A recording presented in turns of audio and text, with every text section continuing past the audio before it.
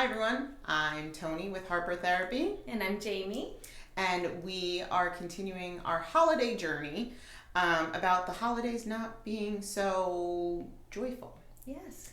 And so this week we're moving on to actually, as much as you're so busy but still feeling lonely during the Yeah. holidays. And what's interesting about loneliness is first, it's common to the human experience, but it's also, I know my experience has been I can feel more lonely in a room full of people than by myself. So loneliness isn't necessarily about isolation.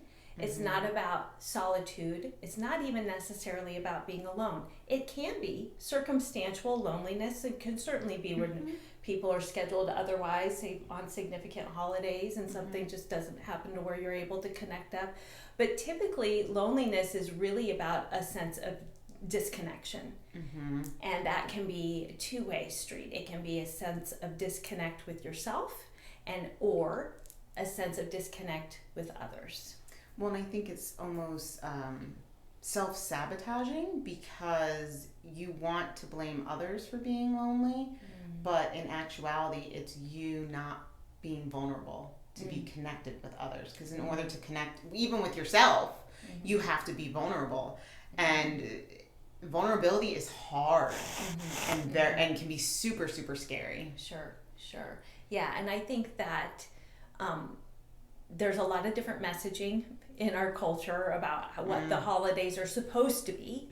And so this idea of having unrealistic expectations and then us not meeting them, maybe we're not at a lot of social events and maybe we don't have this very warm home environment with tons of people and hot chocolate and cookies by the fire. And that's not our reality. However, if our expectations are that, Right. then it certainly can play into a sense of loneliness. Yeah, like, can we just normalize the fact that social media commercials are not normal? Yes.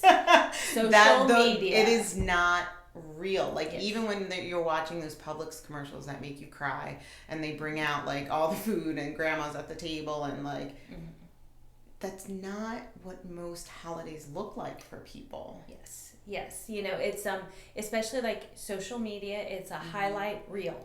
Yep. We don't see the arguments that happened in the car before, or the kid having a temper tantrum, or the bad hair day, or what have you. Right. We see it could be called fake book at times. So Yeah. if you are dealing with feeling lonely and isolated, I would recommend one, being gentle with yourself and offering yourself self-compassion and getting connected with yourself on a deeper level and reaching out to others, and at the same time limiting or eliminating social media in the season. I think that it can be so hard because you feel like that's the only way you're connected. But getting curious about what that loneliness means to you, and that social media might actually be the reason why you feel as lonely as you do. Sure. And so, rather than shoving it off as to, well, so-and-so didn't call me or they didn't invite me to that holiday party, getting curious about, okay, what's going on for me? Where can I take accountability for this feeling? Yeah. And I think that's where we can help, is if you want to get curious about what's going on for you. And, and I'm not saying that it's all your fault, but being able to name, like, hey, this comes up for me because of the trauma you experienced earlier, and then the coping skills that you learned to deal with that have now created this loneliness for you around the holidays. Yes, absolutely. I think you totally nailed it with the coping skills. And even though it's an emotion, it can be very overwhelming to discern what the root of it is and what's happening.